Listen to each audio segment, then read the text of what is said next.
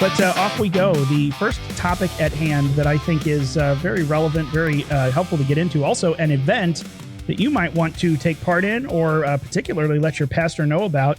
There's something coming up here August 28th in Missouri. If you're not familiar with the Pillar Foundation, we've talked about that a few times. I'm sure you've heard it, maybe somewhere in the recesses of your mind. The Pillar Foundation is hosting a big celebration. They are a homeschool resource center here in the St. Louis area. They have a lot of classes free to high schoolers, and some of them will trickle on down a little bit into middle school. But there are a lot of events that go on there. If you're familiar with Bev Allen, Liberty Link, John Birch Society, there's a lot of stuff you may have tripped into the Pillar Foundation building for before if they're hosting it there. Well, Pillar is celebrating their 30th anniversary this year. It coincides with America's 250th. And there's a great event coming up, actually a couple of events, but at 10 a.m. Friday, August 28th, there is a speaker coming in. I'd love for you to hear. Dan Fisher is coming in to talk about bringing back the Black-Robed Regiment. Here to talk with me about that is none other than the director of the Pillar Foundation, and of course, someone with whom I share many things, including a name, and today a shirt. We're dressed the same. You can't see us, so I got to tell you, folks, we didn't plan this. And, of course, my dad, Dan Hite. Dad, how are you doing? Thanks for being with me. Well, thanks. It's good to be able to be. I'm surprised you invited me back again. I've been on, once or twice, I guess. I think so. I was trying to remember that the other day. Yeah, it makes me feel good. You wanted me to come back, even though we do have the same shirt on today. We do. That's all right. We have a lot of the same thoughts, a lot of the same shirts now. It's just, it's a factor. I guess I'm a dad. You're a granddad. So the wardrobe changes. And you've got great kids. I appreciate that. Great kids. I think pretty highly of them, yeah. I know I'm biased. Yeah. Oh boy. Well, first of all, again, the Pillar Foundation hosting this event. I'd love to get to the event, but if I missed something, what would you especially for the homeschool families out there who are getting to have some older kids who are reaching that high school era, what did I miss that they really should drive home about the Pillar Foundation and why this matters so much? Because this is a big anniversary to celebrate 30 years. Sure. Again, thepillar.org. You can look this up yourself, folks. Sure. But a little bit more about that, why it matters and why homeschool families might want to take a look at it. Sure. Yeah. On that first page, if you get on the website there, thepillar.org, it talks about the events that we're going to be mentioning here today with the Black-Robed Regiment, bringing back the Black-Robed Regiment. But homeschooling is really the core, the center of who we are and what we support. Not antagonistic or anti-public education, have some problems with government-controlled education, that kind of thing. So that's a different story. But we encourage homeschoolers, and we do some support classes, some supplementary classes for high school age homeschoolers. We really encourage that closeness to the family. That's what builds community. That's what builds the country when you build up the family. And we are so glad to be a part of the homeschool community, 3.5 million strong, maybe across the United States. I see numbers up to 5. Five or above now. I think you're right. I think those did get updated. The COVID helped that along quite a bit. And that later on, homeschooling certainly has found an explosion, and not for the same reasons that traditionally you would see people who wanted to unplug. Now there's just a lot of folks who got a bird's eye view, or rather the Zoom screen came into their home and they said, wait a minute, this is what's going on. And whether it was indoctrination and ideology or just the terrible academics of it, I think a lot of parents saw, there's got to be something better I can do, which is why we've seen an explosion of homeschooling, micro schools, a lot of classical schools. And I'm glad for it, because I'll go out on a limb and say our public education system in America is broken, rotted from the roots up. That's true. And any good school districts or administrators left, they're hanging on by a thread. I don't expect them to last long. So it's not the same when I was in school, grade school and high school. But even back then, as we look back, we see the secularization and pulling away from our traditional values and those ideas happening in the public school system. So it was certainly a matter of concern. And, of course, we home educated you from the beginning, and hope that was beneficial. We think that it was for you, and we're grateful for that opportunity. We just had somebody come in the office to get enrolled in classes, and they're first-time homeschoolers, and their oldest is like a junior, getting ready to be a senior, but they moved out of the school system because they wanted something that really supported their family values and supported values that have always been part of America.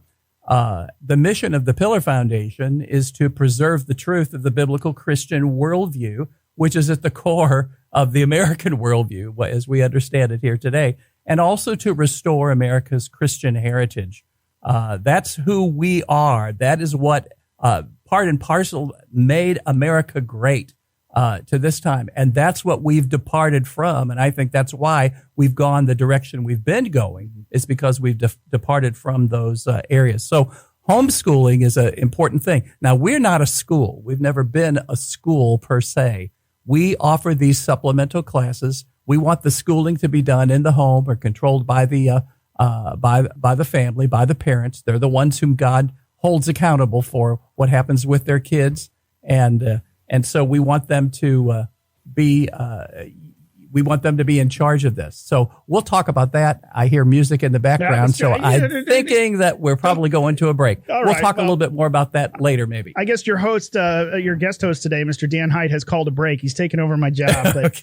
No, we will. That religious liberty is a perfect segue. We'll be right back, folks, on The Reckoning. Into the Black-Robed Regiment on the other side. We'll be right back. Hey, welcome on back to The Reckoning. Into the next segment, we roll along, continuing our conversation with Dan Hite, my dad. And we are off to the races. Of course, the Pillar Foundation, if you're not familiar with it, great homeschool resource center. You missed the first segment. Go and look them up, thepillar.org. You can find them if you're here in St. Louis, homeschooling those upper age kids that are getting into or toward high school. I recommend you put the Pillar Foundation on your radar, a very excellent resource. But of course, this kind of leads us into the discussion of why so many families choose to homeschool. And the bottom line it comes down to is liberty. Liberty. I am in charge of my children. They do not belong to the state. They are the responsibility of parents, a gift and a responsibility charged from God. A lot of people take this seriously and just go straight for the homeschooling route. But there is a long and rich history in this nation that precedes any of the modern homeschooling movement. And that's what's at the center, which, again, there's a big event coming August 28. Before I get to that, though, I realize there's another event ongoing every single day that the Pillar has made themselves the stop for. Starting July 1, you all opened I guess is this one of the installments around the country, the Founders Museum, The Road to Liberty. This is going on every Monday through Thursday, 9 to 5. They're open. It's a free exhibit that you guys started July 1. Tell me just a little bit about that in case people want to stop by. It's great. It is absolutely great. It's in cooperation with PragerU and the United States Department of Education. That's Trump's Department of Education, not the earlier ones, and the White House. They put together 83 different portraits and scenes from the American Revolution, all with a background where if you click the QR code that's on the description down below the picture, it will bring up there this particular picture that will come to life. The person will come to life. They transform right in front of your eyes and begin to share their story in a minute or two about how they worked at preserving liberty and ask the question at the end, what are we going to do to be able to continue that? So we don't have 83 of those portraits. We have 29 of them that I kind of chose, very important ones, some that are very familiar to people, others that are not so familiar. Most of that 63 were signers of the Declaration of Independence. Mm-hmm. And so there are several stories there, but they are great stories, and I handpicked several of these great stories that we have in these 18 by 24 big pictures in the back with a little descriptive and then this QR code where it comes to life. Mm-hmm. And so we encourage families to come by. We're open 9 to 5, like you said, Monday through Thursday. It's in the back hall, really great presentation of these pictures, and walk through with your family and get this sense of history and what my part is in it. So it's a great thing. Mm-hmm. And you'll get a brochure, and you'll also get a QR code that takes you to it, so you can take a look at any of these videos anytime. Yeah, and I've been able to view some of them, and they really are very, very well done. Of course, PragerU has a long history of animation and different things, and this is just in the world of AI videos, where I know it's getting better. We've seen some of the political campaigns doing some. You can still tell it's AI, but when some of these organizations are applying it to what I would call the illustrative or the artwork world, it gets really, really cool, because it's not supposed to be lifelike. It is supposed to bring this illustration, maybe a painting or a picture or a not a headshot, but a portrait of someone. It brings it to life and actually gives you just a little bit more, of a dynamic presentation of the story behind that picture. And they do a really marvelous job. Yes. I encourage you again, the Pillar Foundation's in Ellisville, thepillar.org. You can look them up, find the address, get there Monday through Thursday, 9 to 5. That's running through the end of this year, right? We may keep it for longer than that, but it's going to run at least through the end. Well, I mean, of the America doesn't turn 251 until next July. This is right. You can keep it there. And quite a few of these stories really progress beyond 1776. Absolutely. So, you know me, you put it up, leave it there for a long time. We have a long ways to go to restore the Republic. But let's get to Friday, August 28. This is a really neat event coming up. Dan Fisher is presenting bringing back the Black-Robed Regiment. Now, there's a few things throughout the day. I think there's, like I said, this is the 30th anniversary. So, folks, you can just imagine the number of probably thousands of students and parents and volunteer teachers who have come through over the years.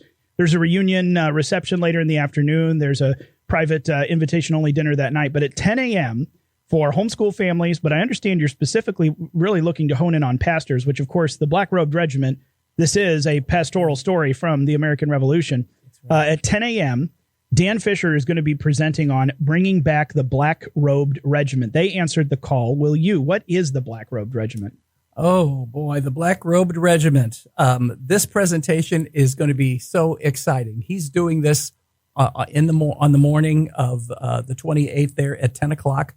And then he's going to repeat that presentation for the banquet that we have that evening with our former and current teachers and volunteers and staff over the years. We're getting together, and he's going to repeat that in the evening.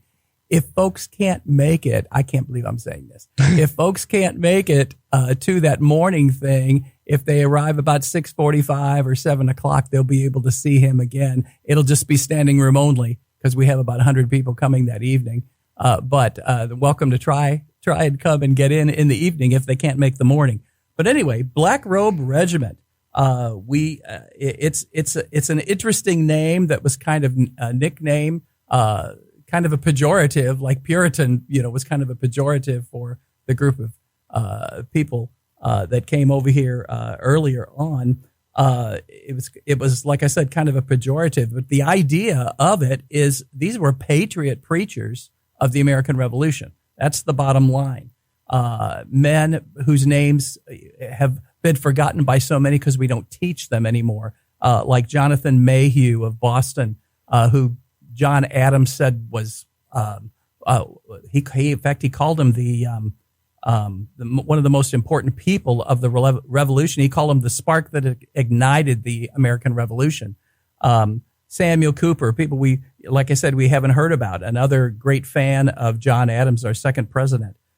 Samuel Langdon, John Peter Gabriel Muhlenberg, probably one of the most famous stories of the Black-Robe Regiment. These were pastors many of them who led their congregations to become regiments or part of regiments in the American Revolution. They saw liberty as something being extremely important, not only Christian liberty on the inside, but protecting physical liberty on the outside. Mm-hmm. And they knew that those two things were connected. And our founding fathers and the preachers that they sat under knew these ideas and got these ideas out of the scriptures and through our history. The ideas were not new, but bringing them together in a nation that would honor these values, Judeo-Christian values, and the protection of liberty became foremost at this particular point in time in history. And they spoke out not against England, but against tyranny, which happened to be what England was doing at that point. And so there were just so many. And Muhlenberg is probably one of the most famous stories, which you probably know about him preaching that message out of Ecclesiastes, then taking off his clerical garb, and underneath was his American Revolution uniform, that he had on, and he led his men out, about 300 actually, to become part of a Virginia regiment out of Woodstock, Virginia, where he was pastor. So just great stories. John Witherspoon, there were many who were, Samuel Langdon was president of Harvard. John Witherspoon was president of what is today Princeton University. He was a signer of the Declaration of Independence. Mm-hmm. But these were men who spoke the truth without, with great conviction. And this is what motivated the people. And we see this happening through the First Great Awakening in the 1730s and 40s. the effects of if you've seen the movie A Great Awakening about John. I just lost his name. George Whitfield. George Whitfield. I'm sorry, George Whitfield. My mind's not what it used to be. George Whitfield. Yes, such a great story. He and his relationship with Benjamin Franklin, true stories. But this is what led up to the revolution, these ideas and these principles that were taught and preached in American pulpits.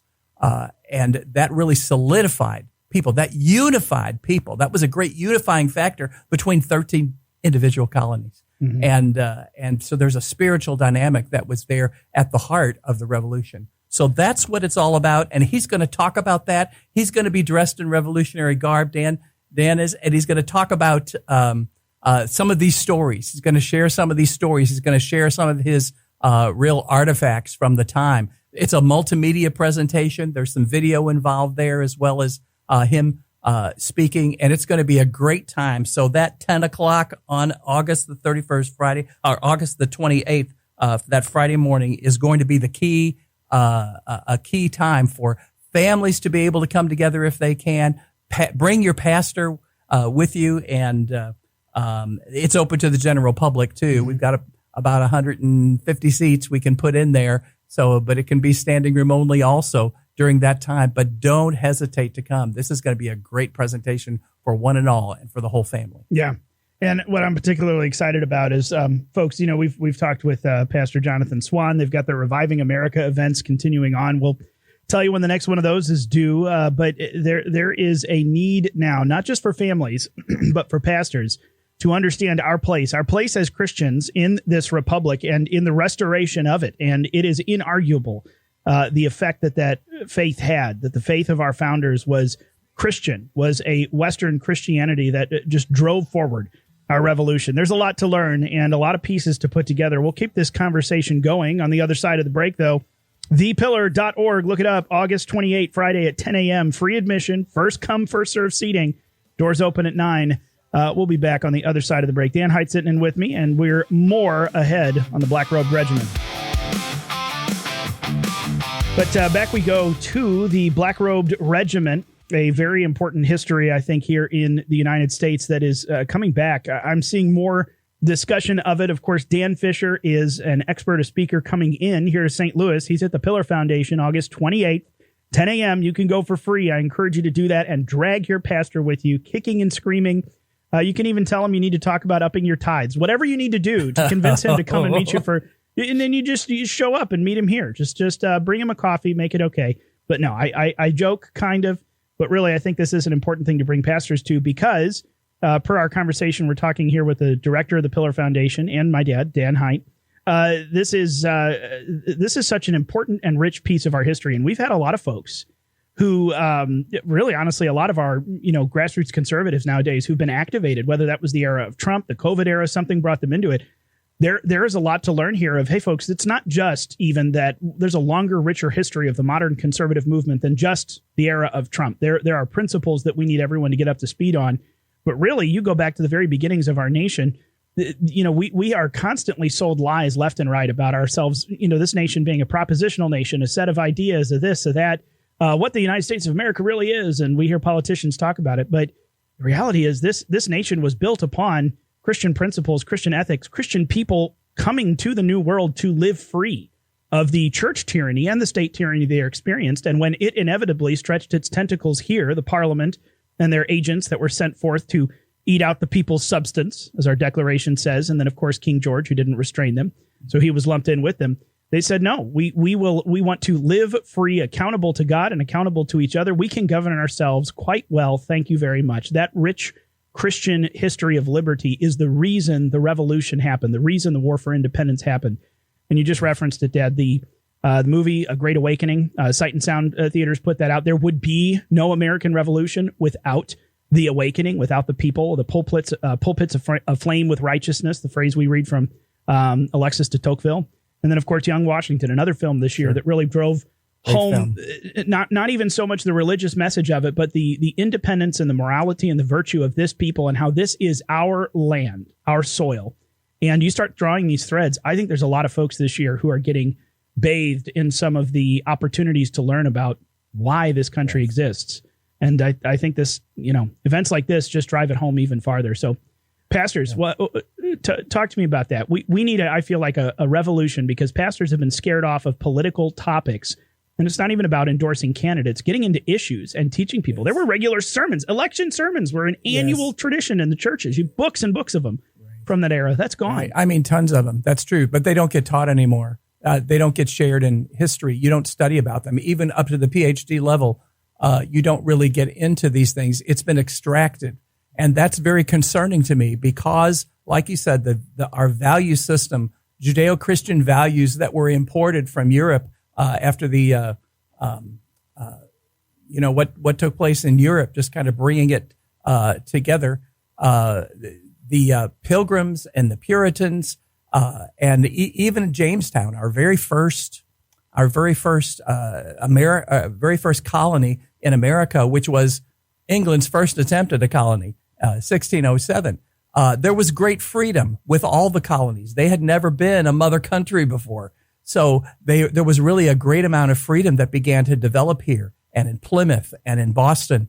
And this became the foundation of us understanding the importance of education, the importance of a Christian education, not pushing a particular religion, but pushing value system, a particular value system that would become the foundation of what we now know to be the greatest nation on the face of the earth. Everybody has a value system. Everybody has a worldview. And this is what made America great. We don't push people towards joining a particular church or a denomination or anything like that.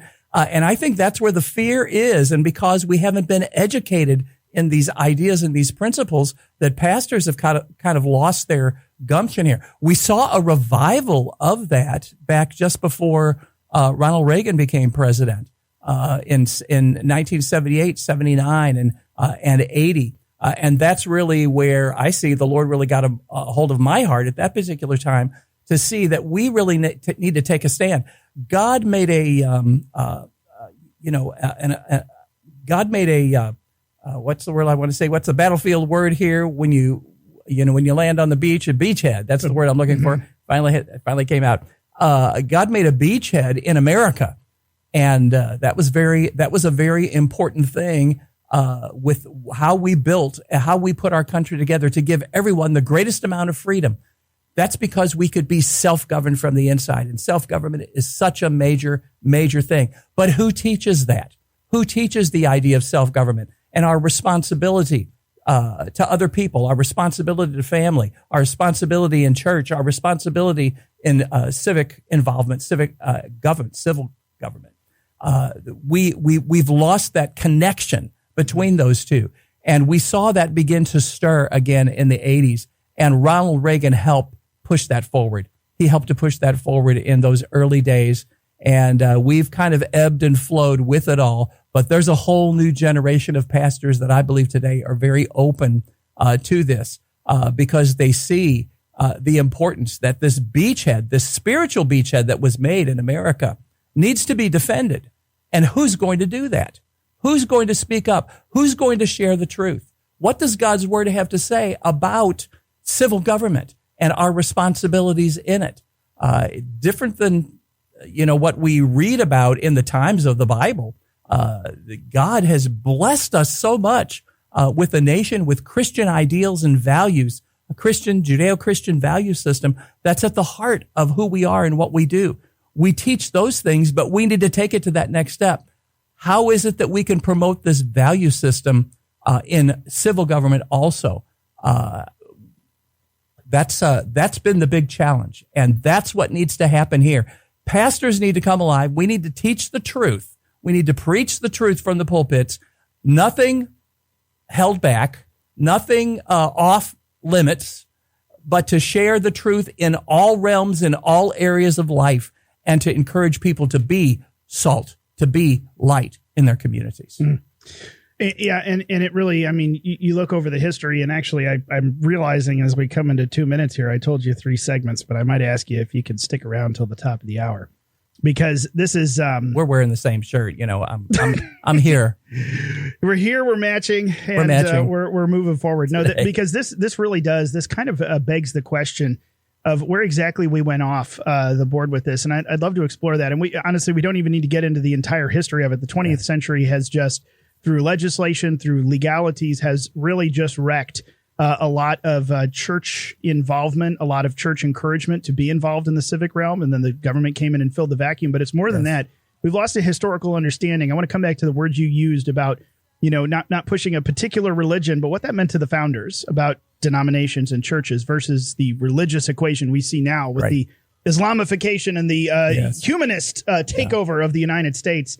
I think that bears fleshing out. We'll be right back. We'll do another segment. Dan Hite sitting in with me from the Pillar Foundation. Head on over. Big event, August 28th, thepillar.org. We'll talk more about it on the other side of the break.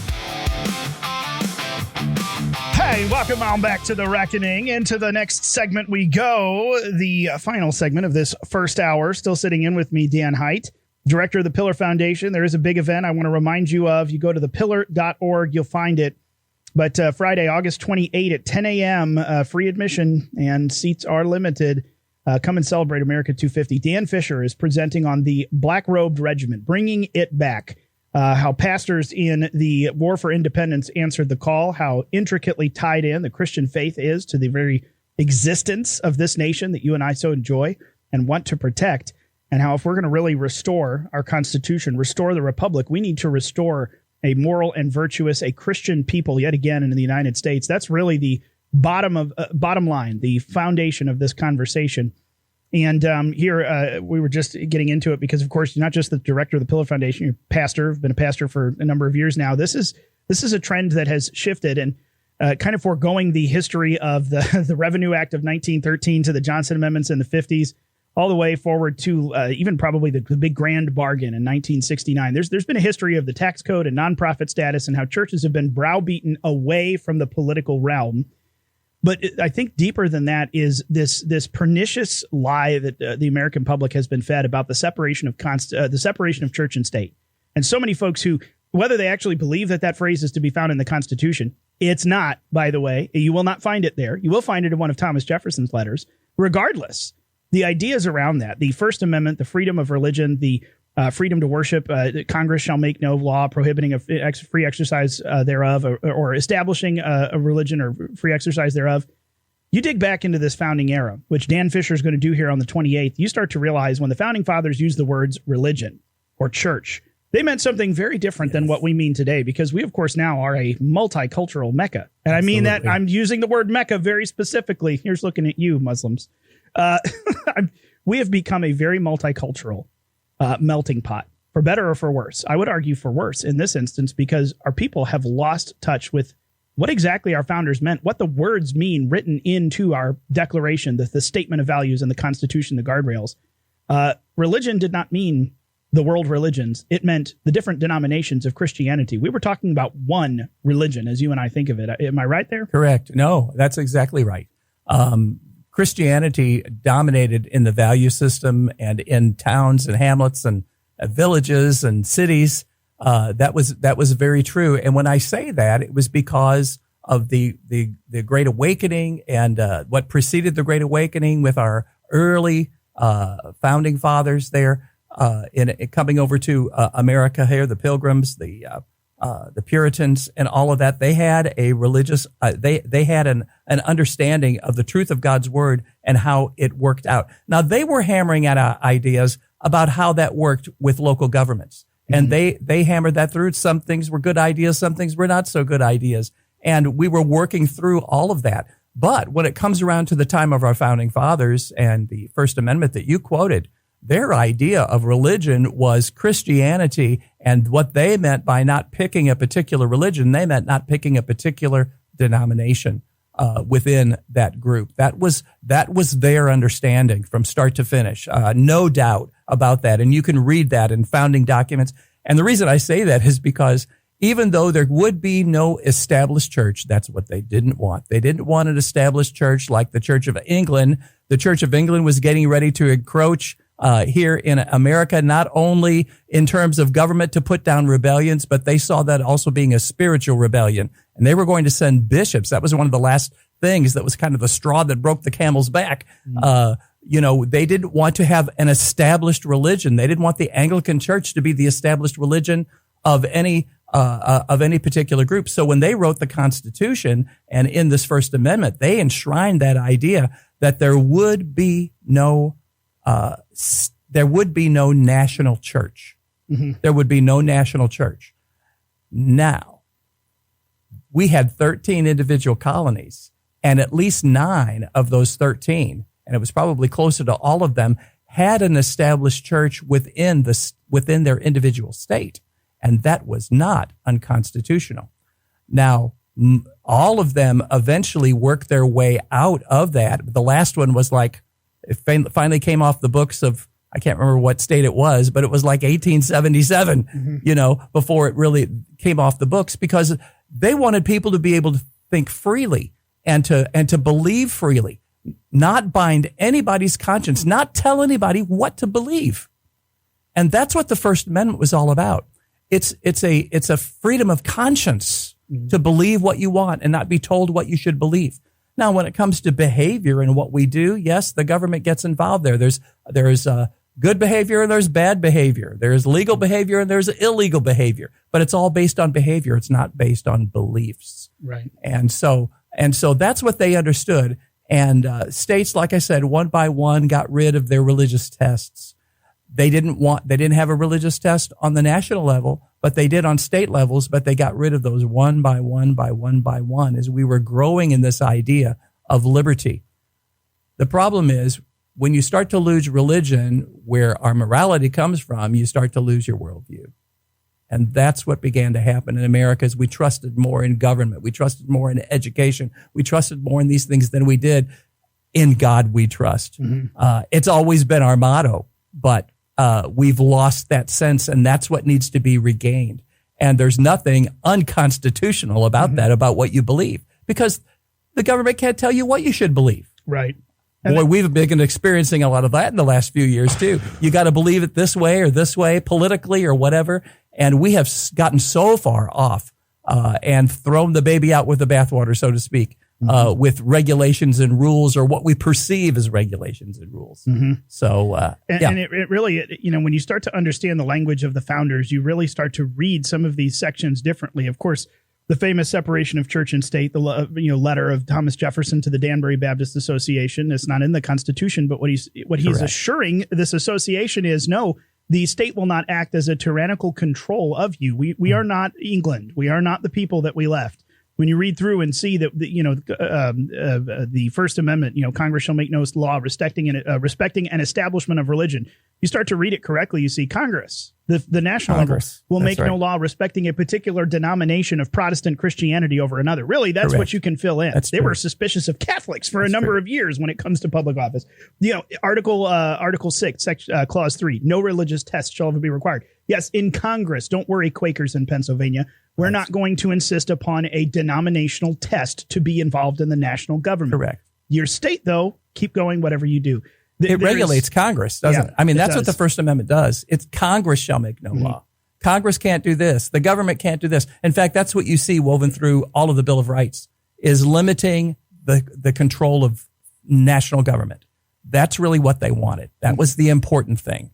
And Congress shall make no law. That's the part that we forget because we've been taught the other. And it has been so flipped on its head.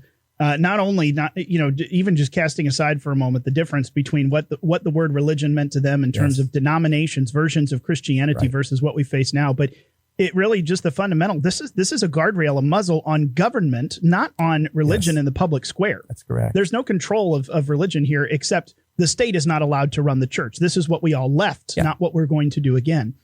And that's been used to muzzle and browbeat. And so many pastors now have not even just been browbeaten themselves, but have grown up in a world where I feel like that is the assumption out in public. Oh, well, we're not supposed to be involved because there's separation. No. That's supposed to be no control from them to you, not the other way around. You influence them, please. That's right. The two sides of that statement are so important. Our founding fathers, and today we should feel the same way. We do not want a church-controlled state. Neither do we want a state-controlled church. Either way, those are two important, very important ideas, and we need to understand both sides of that equation. What that really means. Churches should be able to speak freely because you're talking about what people believe, and how that orders their behavior. That's an important component in what has made America great. Yeah.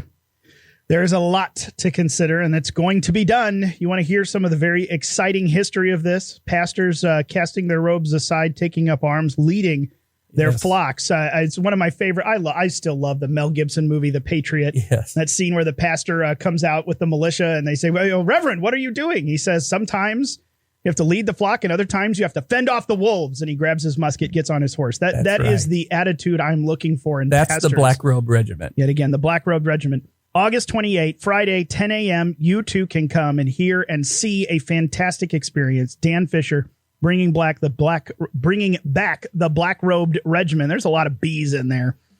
That is something I want you to attend. Friday, August 28th. Go to thepillar.org. You'll find it. And of course, look them up. A lot of stuff, especially for homeschool families. A really neat opportunity at Community.